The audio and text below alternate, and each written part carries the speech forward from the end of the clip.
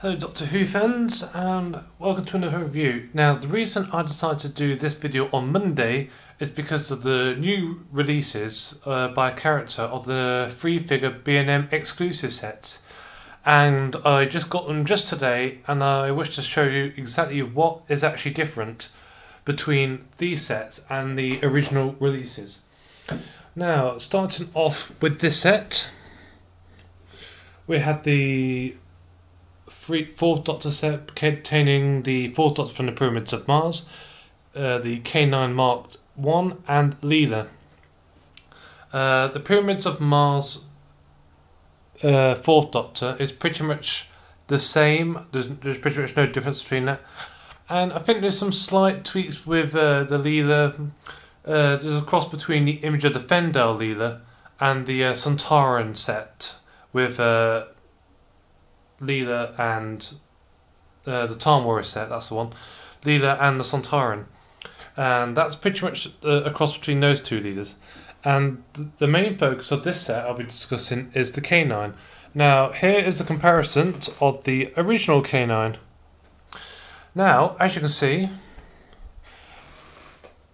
there is quite a difference between them. As you can see, the B&M K9 on the right is a more metalled, darker shade of grey, whilst compared to the left is a lighter shade of grey. Now this is because this K9 is the Mark II K9, whilst the B&M set is Mark I. And also, you may have noticed another difference is that Mark II's K9 has a silver tail, whilst the Mark I has only a black tail. Now this is the only major significance to this set.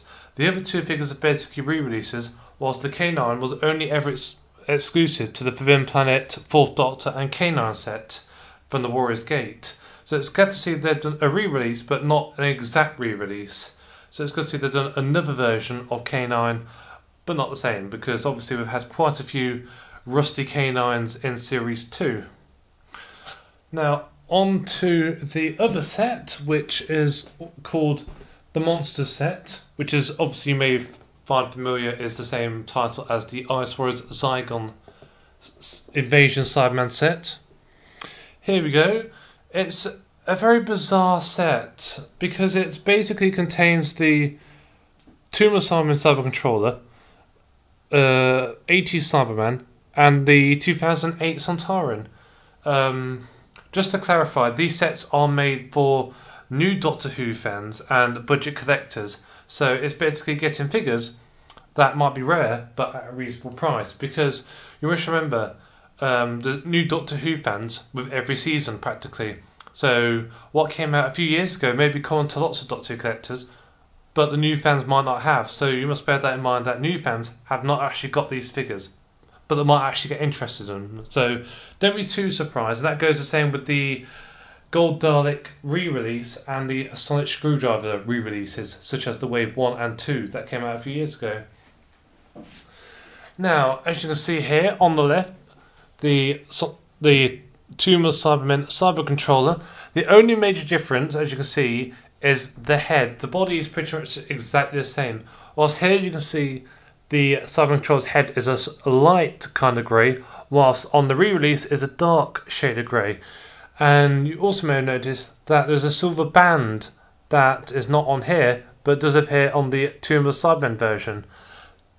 Those are the only major differences, but that's still a major difference. The original Tomb of Cybermen Cyber Controller only ever came out as part of a 4-figure collect and build set, such as the K1 and the Vesper form. This came with the Next Doctor Cyber Leader, Invasion Cyberman, Tomb Cyberman, and original Mondas Cyberman.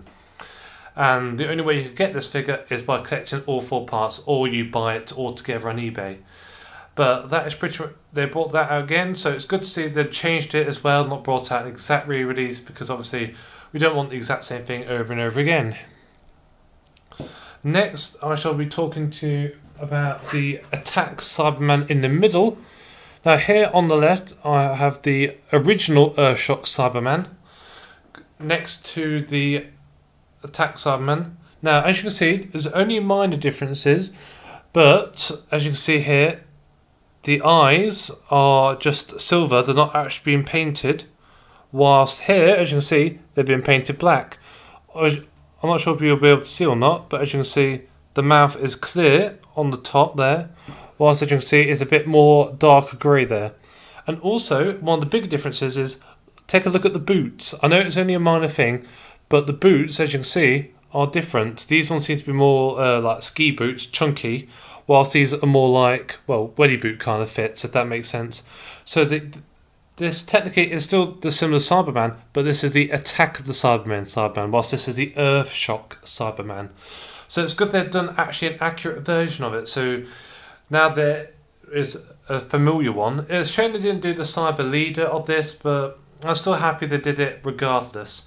So again, only minor differences, but again, for a collector, minor differences are everything.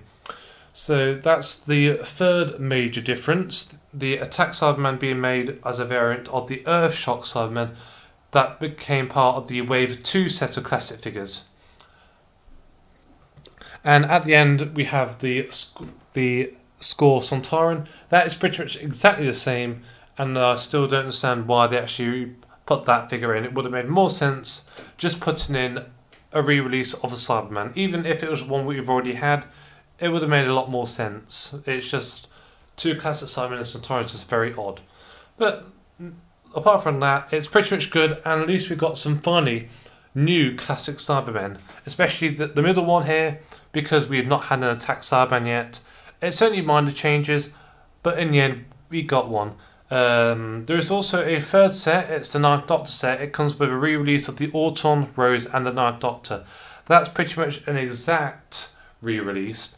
I got the classic figures because they're new, they're different, and plus I always get hold of the classic figures because I just like I've the classic range of figures. I have the whole range, and quite happy. It does cost quite a bit though, and they should be. These are only exclusive to B&M, so they do not do online purchase. So you'll actually have to go to the store or try your luck on eBay or other online places, but you'll only be able to get them in the B&M store. Well, thank you for watching this video. I hope you enjoyed, and if you want these, I'd recommend that you get them because it's something new, and you know, something new to Doctor Who figures is always a welcome thing.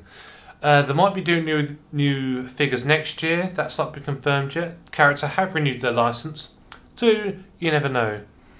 So keep following the Who page on Facebook, YouTube, Twitter and G+. If you have any comments, then please comment below.